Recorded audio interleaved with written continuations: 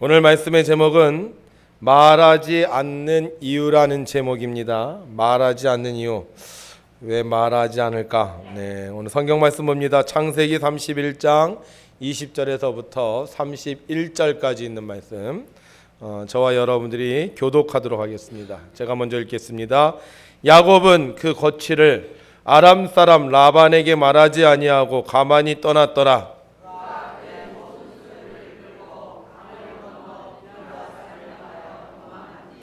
3일 만에 야곱이 도망한 것이 라반에게 들린지라.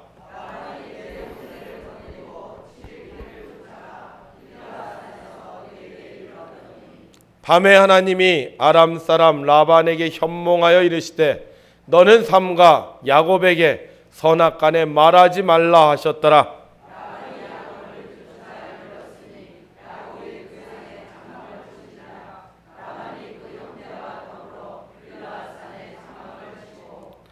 라반이 야곱에게 이르되 내가 나를 속이고 내 딸들을 칼에 사로잡힌 자같이 끌고 갔으니 어찌 이같이 하였느냐.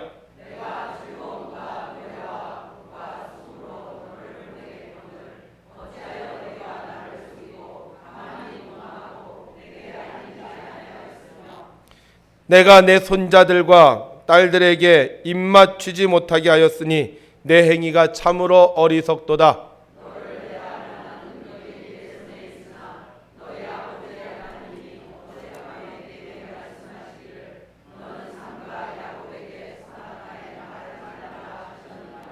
이제 내가 내 아버지 집을 사모하여 돌아가려는 것은 옳거니와 어찌 내 신을 도둑질하였느냐. 야곱이 라반에게 대답하여 이르되 내가 생각하기를 외삼촌이 외삼촌의 딸들을 내게서 억지로 빼앗으리라 하여 두려워하였음이니이다. 아멘. 결혼한 젊은 부부가 있었습니다. 아내가 자신의 생일을 앞두고 남편에게 꿈 이야기를 합니다. 여보, 어젯밤 꿈에 내가 꿈을 꿨는데 당신이 진주 목걸이 사주는 꿈을 꾸었어요. 다음 날 또 꿈 이야기를 합니다. 여보, 어저께 내가 꿈 꾸었는데 당신이 금목걸이 사주는 꿈을 꾸었어요. 드디어 생일날 아침 아내는 좀 더 큰 목소리로 말합니다. 여보, 어제 꿈 당신이 다이아몬드 목걸이 사주는 꿈을 꾸었어요. 별로 아멘하는 분들이 없는 거 보니까 별로 받아본 적이 없는 것 같아요, 여러분들이. 출근하는 남편을 바라보면서 아내는 미소 지으면서 생각합니다. 내가 이 정도 얘기했으니까 알아들었겠지. 아니나 다를까 저녁에 남편의 손에 선물 보따리가 들려있는 거예요. 아내는 너무 기뻐서 선물을 펴보고는 기절을 하고 말았습니다. 왜냐하면 선물 봉투에 이렇게 쓰여져 있었습니다. 꿈 해몽법. 여러분, 하나님은 우리가 생각한 것보다 더 좋은 것으로 축복해 주십니다. 금목걸이보다 다이아몬드 목걸이보다 영원히 빛나는 생명의 면류관을 주실 것입니다. 믿으십니까, 여러분? 그렇다면 오늘 우리 두 손 들고 할렐루야로 하나님을 찬양하겠습니다. 할렐루야! 아멘! 하나님께서 여러분들을 축복해 주실 것입니다. 길라앗산에 모락모락 연기가 피어오르고 있었습니다. 야곱과 그의 식구들이 밤을 맞이할 준비를 하고 있었습니다. 말뚝을 박고 천막을 치고 가축이 도망가지 못하도록 울타리를 만들고 정신없이 일을 하고 있었습니다. 그런데 그때였습니다. 갑자기 말발굽 소리가 요란하게 들리더니 건장한 사내들이 그곳에 들이닥쳤습니다. 그들의 얼굴은 분노로 가득 차 있었고 거친 숨을 몰아쉬고 있었습니다. 그들은 소리칩니다. 야곱 어딨어? 야곱 이리 나와봐! 야곱은 깜짝 놀라서 앞으로 나옵니다. 그런데 보니 그 사람들은 다름 아닌 삼촌 라반과 그의 친척들이었습니다. 그런데 야곱은 그들 앞에서 고개를 푹 숙이고요, 아무 말도 못하는 것입니다. 왜 아무 말도 못합니까? 야곱이 잘못한 게 있었기 때문이었습니다. 뭘 잘못했느냐? 야곱이요, 도망을 쳤어요. 원래 야곱은 삼촌 집에서 일을 하고 있었습니다. 약 20년 동안 삼촌의 집의 일을 돌봐주고 있었습니다. 그런데 삼촌이 양털을 깎으러 간 사이에 아무 말도 없이 떠나버리고 만 것이었습니다. 생각해 보십시오. 저 사람을 맡고 일을 맡겼습니다. 저 사람에게 일을 부탁하고 다른 곳에 가서 일을 하고 있습니다.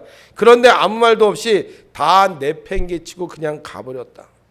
이런 무책임한 사람이 어디 있겠습니까? 만약 그때 도둑이라도 들어보면 어떻게 되겠습니까?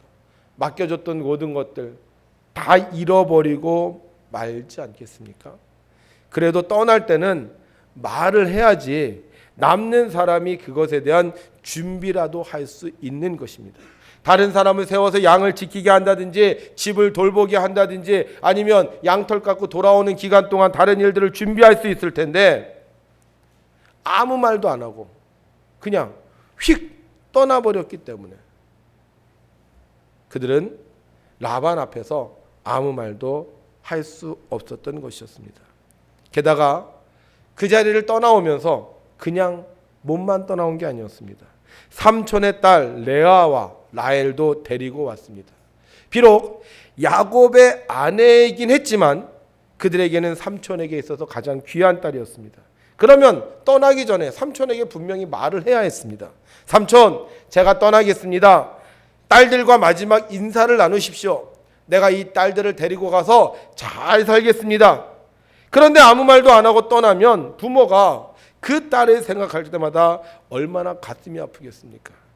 아무리 야곱이 결혼을 했어도 부모에게는 마지막 인사를 할 수 있는 기회를 주어야 하는 것입니다. 여러분 생각해 보세요. 어느 날 사위가요, 여러분들 딸 데리고요, 훌쩍 미국으로 떠나버렸어요. 인사도 안 하고 아무 말도 안 하고 어느 날 갑자기 가버렸어요. 그럼 얼마나 속이 상하겠습니까?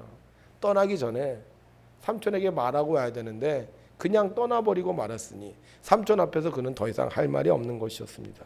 그뿐만이 아니었습니다. 이 삼촌 라반의 집에 굉장히 중요한 물건이 하나 있었습니다. 옛날 사람들은 자기의 집안에 우상을 모시고 살았는데 그 우상이 바로 드라빔이라는 우상입니다. 뭐라고요? 드라빔이라는 우상이에요. 이 드라빔을 통해서 복을 빌고 때로는 점을 치기도 했습니다. 어떻게 보면 우리나라의 신주 단주와 비슷한 그런 것이라고 생각할 수 있는데 이 드라빔은 비단 점을 치거나 복을 비는 우상을 뛰어넘어 가장의 권리를 상징하기도 합니다. 마치 그 집안에 있는 족장이 이 드라빔을 가지고 내가 너희들을 지도하고 가리키는 것처럼 이 드라빔을 가진 사람은 앞으로 그 집안의 후계자가 될 수 있는 권력과 같은 것입니다. 그런데 이 드라빔을 훔쳐 가지고 왔으니 그 형제들은 화가 날 수밖에 없는 것이었습니다. 야곱이 도망치고 나서 사람들이 수군댑니다. 야, 저 집안 뭔가 문제가 있는 것 같아. 야곱, 저 사람 삼촌의 딸과 결혼하지 않았어? 그동안 그 집안에서 일하지 않았어? 그런데 어느 날 아무 말도 없이 그냥 도망쳐 버렸어. 뭔가 문제가 있는 거야. 아마 삼촌이 못 살게 굴었을 거야. 아유, 얼마나 힘들게 그랬으면 그랬을까 하면서 오히려 삼촌 라반을 비판하는 자들도 있었을 것입니다. 정말 야곱은 어리석은 행동을 했습니다. 좀 기다렸다가 자초지정을 설명하고 떠나면 서로 좋았을 텐데 아무 말도 안 하고 떠나왔기에 그는 삼촌 앞에서 더 이상 고개를 들 수가 없었던 것이었습니다. 이제 죽었구나 이렇게 생각하고 있었는데 삼촌은 흥분을 가라앉히고 야곱에게 이렇게 말합니다. 우리 함께 읽겠습니다. 시작. 너를 해할 만한 능력이 내 손에 있으나 너희 아버지 하나님이 어젯밤에 내게 말씀하시기를 너는 삼가 야곱에게 선악간에 말하지 말라 하셨느니라. 아멘. 너 잘못했어. 어쩜 그럴 수가 있어. 너 때문에 내 위신이 땅에 떨어졌잖아. 내 명예를 더럽히고 내 우상을 훔쳐간 너 그냥 둘 수 없어. 너 나를 무시했잖아. 이렇게 말해도 괜찮은데 아무 말도 말하지 않겠다는 것입니다. 이유는 단 한 가지. 너의 아버지 하나님이 선악간에 말하지 말라고 하셨기 때문에 너가 잘못했고 너가 도망쳤고 너가 실수했지만 내가 말하지 않겠다는 겁니다. 왜 하나님은 삼촌 라반에게 아무 말도 하지 말라고 하셨을까요? 우리가 아는 하나님은 정의의 하나님이십니다. 옳고 그른 것을 정확하게 판단하시는 하나님이십니다. 하나님 보시기에 야곱은 분명 잘못했습니다. 그렇다면 따끔하게 혼을 내야 됩니다. 너 이번에 잘못했으니 다시는 이런 실수를 하지 말라고 이야기해야 하는 것입니다. 만약 그냥 내버려 두세요, 다음번에 또 이런 실수를 하지 않겠습니까? 또 다른 사람들도 이런 야곱의 모습을 보면서 내가 가고 싶을 때 내 마음대로 가면 되는구나, 이렇게 생각할 수 있지 않겠습니까? 사랑하면 사랑할수록 옳고 그른 것은 잘 가르쳐서 다시는 잘못하지 않도록 해야 하는 것이 하나님의 방법이 아니겠습니까? 그런데 왜 하나님은 야곱의 잘못을 알면서도 삼촌 라반에게 아무 말도 말하지 말라고 하시는 것입니까? 하나님은 야곱의 마음을 아셨어요.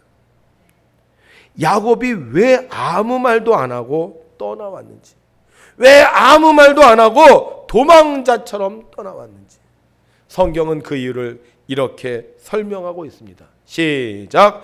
야곱이 라반에게 대답하여 이르되 내가 생각하기를 외삼촌이 외삼촌의 딸들을 내게서 억지로 빼앗으리라 하여 두려워하였음이니이다. 아멘. 어떻다고요? 뭐 때문에? 두려움 때문에. 야곱은 두려웠어요. 혹시 내가 말했다, 뭐라고 하면 어떡하지? 혹시 내가 떠난다고 말했다, 못 떠나게 하면 어떡하지? 혹시 내가 떠날 때 내 딸들은 내놓고 가라 하면 어떻게 하지? 혹시 내가 말했다, 너 처음 올 때 빈손으로 왔으니까 빈손으로 떠나가라고 하면 어떡하지? 그 두려움 때문에 야곱은 아무 말도 말하지 못하고 떠나왔다는 것입니다. 하나님은 사람의 마음을 보십니다. 사람은 결과만 봐요. 사람은 행동만 봅니다.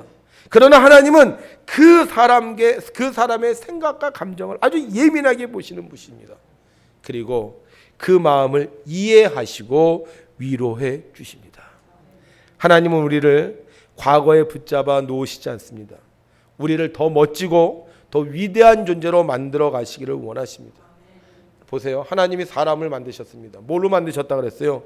흙으로 만드셨어요. 그런데 하나님은 이 흙으로 만드시고 나서 사람에게 말합니다. 생육하고 번성하고 땅에 충만하고 땅을 정복하고 땅을 다스려라. 야, 너 흙이니까 분수를 알고 살아. 너 흙이니까 까불지 마. 너 흙이니까 조심해. 이렇게 말씀하지 않으셨어요. 너 흙이지만 생육하고 번성해. 너 마음대로 살아. 너 하고 싶은 대로 하도 살아. 이름도 짓고 과일도 마음껏 먹어. 딱 한 가지만 빼고. 여러분, 하나님은 우리의 실수를 보시는 분이 아니십니다. 우리의 잘못을 잊으시고 더 복되고 더 귀한 존재로 우리를 새롭게 만들어 가시는 사랑의 하나님입니다. 그래서 하나님은 우리의 잘못을 때로는 말씀하지 않으십니다. 야곱은 두려움에 가득 처해 있었습니다. 삼촌 라반을 보는 순간 이제 죽었구나라고 생각했습니다. 내가 무슨 말로 변명해서 이 위기를 벗어날 수 있을까 고민했습니다. 그런데 삼촌의 말을 듣는 순간 그의 마음속에 용기가 생겼습니다. 하나님이 나를 지켜주셨구나. 하나님이 내 편이시구나. 하나님이 나와 함께 하시는구나. 하나님이 내 고생과 수고를 하시는구나. 성경은 그때의 감정을 이렇게 표현하고 있습니다. 함께 읽죠. 시작. 우리 아버지 하나님, 아브라함의 하나님, 곧 이삭이 경외하는 이가 나와 함께 계시지 아니하셨더라면 외삼촌께서 이제 나를 빈손으로 돌려보내셨으리다마는 하나님이 내 고난과 내 손의 수고를 보시고 어젯밤에 외삼촌을 책망하셨나이다. 아멘. 나와 함께 계시지 아니하셨더라면. 여러분, 하나님은 살아계십니다. 그리고 우리를 보고 계십니다. 우리와 함께 하십니다. 야곱 잘못했습니다. 그런데 다 잘못했을까요? 그렇지 않아요. 잘한 것도 있어요. 성실히 일했고요. 정직하게 일했고요. 인내하며 일했고요. 미워하지 않으며 일했습니다. 하나님 우리의 잘못한 것도 아시지만 잘한 것도 아시는 분이에요. 그래서 때로는 우리의 잘못에도 불구하고 아무 말씀하시지 않고 오히려 조용히 기다려 주시는 것입니다. 하나님의 은혜로 야곱은 두려움에서 벗어날 수 있었습니다. 그리고 당당하게 아내와 자녀들을 데리고 새로운 삶을 향하여 나아갈 수 있었습니다. 만약 이때 하나님께서 삼촌 라반을 통해 야곱을 일깨워 주시지 않았다면 아마 야곱은 매일 불안에 떨면서 도망자의 삶을 살았을 것입니다. 그러나 하나님께서 삼촌 라반을 통해서 야곱을 깨닫게 하심으로 야곱은 더 이상 두려움에 사로잡히지 않고 나와 함께 하시는 하나님과 함께 새로운 삶을 향하여 전진할 수 있었습니다. 하나님을 믿는 자, 하나님이 도우십니다. 비록 내가 실수했고 내가 잘못했다 할지라도 하나님 우리를 용서해 주시고 지금보다 더 넓은 새로운 삶으로 축복해 주는 것을 믿으시기를 바랍니다. 공을 받다가 아버지가 죽었습니다. 공을 조금만 더 멀리 쳐주었더라면 괜찮았을 텐데 그 거리가 짧았기 때문에 일어난 비극이었습니다. 다시 마운드에 설 수 있을까? 다시 공을 잡을 수 있을까? 그러나 아버지를 잃어버린 6살짜리 아이는 조 씨를 원망하지 않습니다. 당신 때문에 우리 아버지가 죽었다고 말하지 않습니다. 오히려 조 씨를 끌어안고 여전히 당신은 나의 슈퍼스타라고 말합니다. 여러분, 사람이 살다 보면 실수할 수 있습니다. 잘못할 수 있습니다. 그러나 하나님은 그런 우리들을 책망하지 않습니다. 너 잘못했다고, 너 실수했다고, 너가 우리의 일을 다 망쳐놓았다고 하지 않으십니다. 오히려 조용히 침묵하시고 우리가 그 두려움으로부터 벗어나오기를 기다리고 계십니다.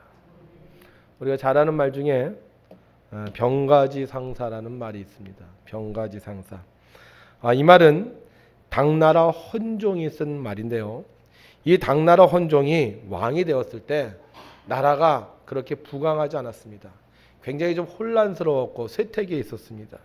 그래서 이 당나라 헌종이 개혁을 위해서 환관과 절도사들을 통제하기 시작을 했습니다. 군대를 파견해서 절도사들의 권력을 줄이고 그들이 중앙 집권을 할 수 있도록 이렇게 전쟁을 벌이게 되었습니다. 그런데 회서 지방의 절도사 오원제와의 전투에 나갔던 장수가 그만 싸움에 패하고 납니다. 모든 신하들이 전의를 상실하고 헌종에게 말합니다. 포기합시다. 우리 이번 싸움에 졌는데 우리 불가능할 것 같습니다. 여기서 멈추십시다. 이때 헌종이 이 말을 하는 거예요. 승패는 병가지 상사다. 싸움을 하다 보면 이길 수도 있고 질 수도 있다. 이 말을 신하들에게 설득하자 신하들은 더 이상 반대하지 않고 헌종의 뜻을 따라 다시 전쟁을 하게 됩니다. 그 결과 당나라가 이 헌종 때 다시 중흥기를 맞이하게 되었다고 합니다. 여러분, 사람이 살다 보면 잘못할 수도 있고요. 실수할 수도 있습니다. 털어서 먼지 안 나는 사람이 어디 있겠습니까? 하나님 다 아시죠. 그런데 하나님이 우리에게 말씀하시는 거예요. 말하지 마라. 왜냐? 하나님 우리를 향한 원대한 계획을 갖고 계시기 때문입니다. 2016년도는 하나님께서 우리에게 주신 새로운 해입니다. 지난날의 나의 약점과 나의 실수에도 불구하고 나를 기다려주시고 오히려 내게 기회를 주시는 하나님의 축복의 해가 바로 2016년도입니다. 그래서 우리 2016년도를 시작하면서요, 말하지 말아야 됩니다. 작년에 그랬잖아. 지난번에 그랬잖아. 말하지 말고 우리가 오히려 기다리면서 하나님의 약속을 이루어가기 시작한다면 하나님 우리를 도우셔서 예전에 했던 실수를 변화해서 완전하게, 약점을 변화해서 강하게, 부족함을 변화해서 풍성함으로 채워주실 줄로 믿습니다. 우리가 하나님을 믿는다면 과거에 얽매이지 말고 앞을 향해 나아가야 됩니다. 사탄은 자꾸 우리의 과거를 생각하게 합니다. 옛날에 내가 잘못했는데, 옛날에 내가 못했는데, 그래서 그 트라우마에 얽매여서 스스로 자기를요 죽이려고 합니다.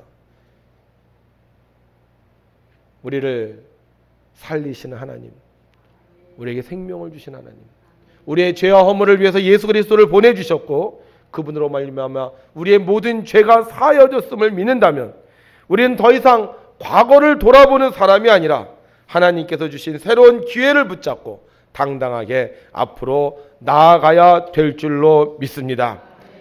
이제 우리는 새로운 삶을 향해 나아가야 됩니다.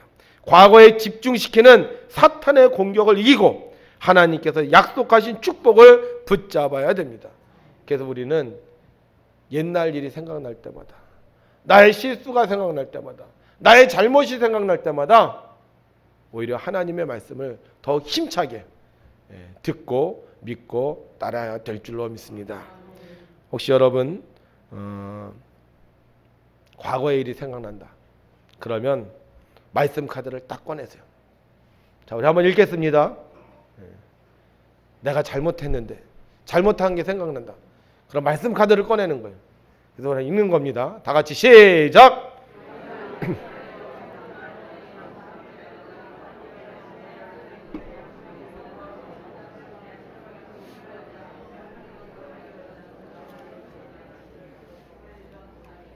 네, 그런데 앞에 큰 두려움이 생각나는 거예요.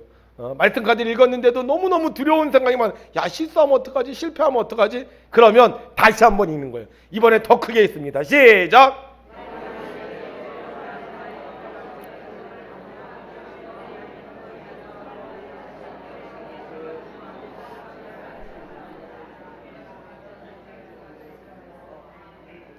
눈 감고 읽다가 머리탱이를 한 대 딱 맞았어요. 그래서 어우 아파, 안 되는구나, 이렇게 또 생각이 들 수 있어요. 그럼 또 어떻게 해요? 다시 한번 더 크게 읽는 거야. 이번엔 주먹을 불끈 쥐고 눈을 똑바로 뜨고 시작.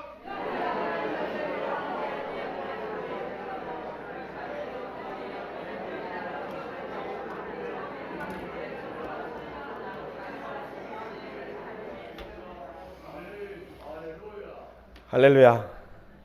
사탄은 여러분들을 계속 공격합니다. 여러분들의 잘못, 여러분들의 약점, 여러분들의 실수를 기억하게 하고 말하게 해서요, 여러분들을 쓰러뜨리려고 합니다. 교회도 그렇잖아요. 좀 뭔가 하려고 그러면 누군가 와서 얘기하고, 좀 열심히 하려고 그러면 또 누군가를 통해서 나쁜 얘기를 듣게 하고. 그러나 우리가 말하지 말고 하나님의 말씀만을 붙잡고 산다면 2016년도에는 우리가 반드시 승리하게 될 줄로 믿습니다.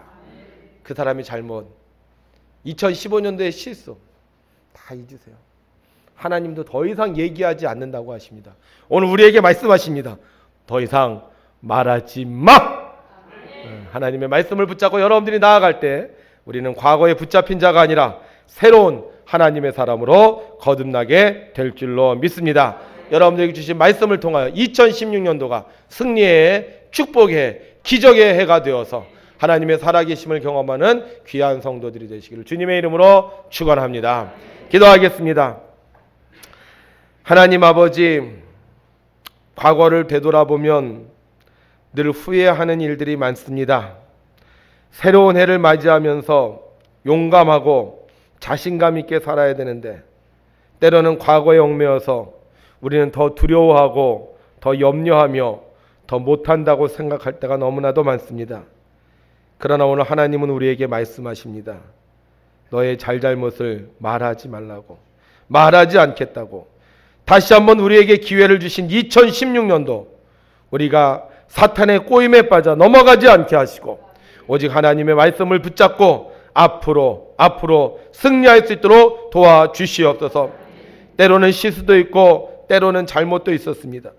그러나 그 순간에도 하나님은 나와 함께 계셨고 하나님은 그런 나를 다시 쓰시기 위해 2016년도를 허락해 주셨습니다.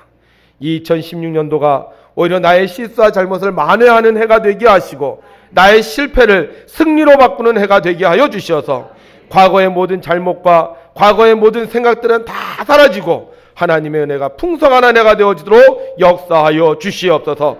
오늘도 믿음을 가지고 주님 전에 나와 하나님의 말씀을 듣고 하나님의 말씀을 크게 외친 사랑하는 성도들을 기억하여 주셔서 저들의 입술에 권위가 있게 하여 주시옵시고 저들이 말씀을 읽을 때마다 하나님의 능력으로 충만하게 채워 주시옵소서.